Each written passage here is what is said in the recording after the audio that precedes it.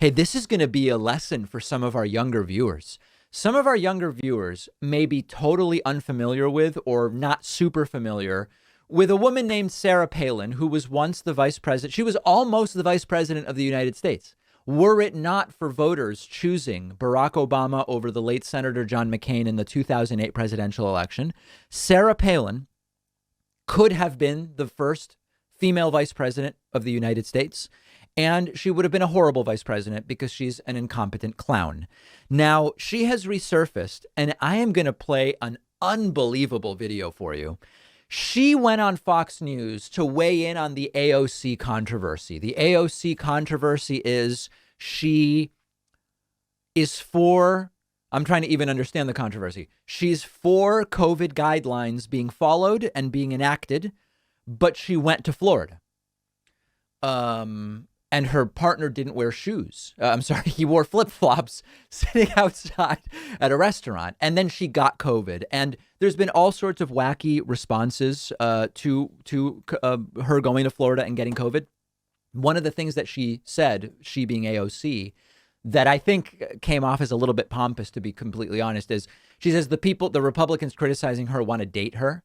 And this is just so funny. Sarah Palin, we've covered her for so long because she ran in, 2008.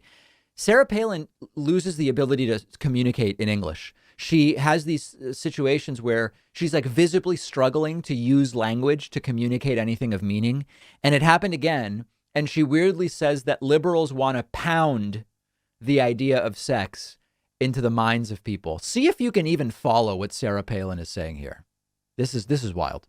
It amazes me, though, her and other liberals, socialists, even their ability to what socialist is she talking about? Deflect from what the issues truly are, and hear her obsession with at least suggestions of always gender and sex. Even it, I truly believe that there are enough Americans who get it and understand what her tactic is, and that is to deflect from what the real issues are. But take this issue though with her suggestion of dating, and if you're wondering what she's talking about, everybody is. This is how Sarah Palin communicates. It's completely unclear what she's talking about. And here we get into pounding. Attraction to someone and blaming her failures on that obsession with sex.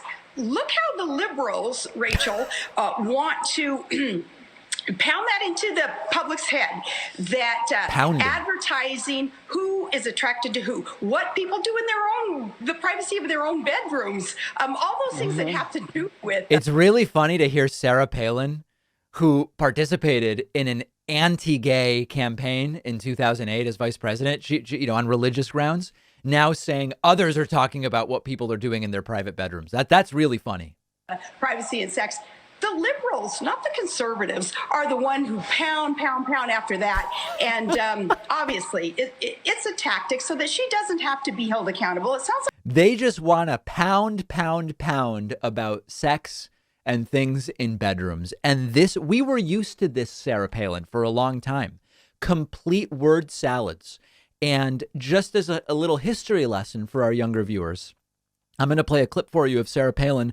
This is from 2014. OK, this is how regularly incoherent she's always been. See if you can follow what she's saying here. We believe. Wait, I thought fast food joints. Don't you guys think that they're like of the devil or something? That's what liberals. You want to send those evil employees who would dare work at a fast food joint that you just don't believe in. Thought you wanted to, send them to purgatory or something. What? So they all go vegan and. Wages and picket lines, I don't know, they're not often discussed in purgatory, are they? I don't know. Why are you even worried about fast food wages? Because this has not been edited or doctored in any way. This is the original thing she said. Well, we believe in America where minimum wage jobs, they're not lifetime gigs. They're stepping stones. Okay, so then there's me from 2014. That is the Sarah Palin that we have been used to for a long time, visibly struggling to use the English language. And for our younger viewers, you can go to our YouTube channel and check out some of our older clips. It's probably time for her to disappear for another 8 years because these appearances are not going well. Make sure that you're following us on Instagram at David Pakman Show. We will have these clips there if you have just been listening today. We'll take a quick break and be right back. I'm really excited that one of our sponsors today is Helix Sleep. I sleep on a Helix mattress at home. I absolutely love it. And that's why I reached out to them about sponsoring the David Pakman Show. Buying a mattress in the past was always a huge guessing game for me. I didn't know what I actually needed. I didn't know what I would like. But Helix has a sleep quiz on their website. You tell them your body type, your sleeping position, your back pain issues you might have, and their tool matched me with a mattress that is perfect for me. It's cool enough at night.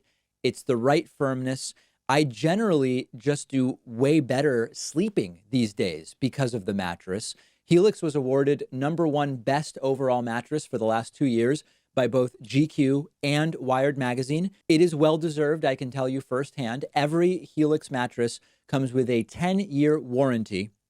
You can try the mattress risk-free for 100 nights, and they will even come pick it up at your house if you don't love it, but I know you will.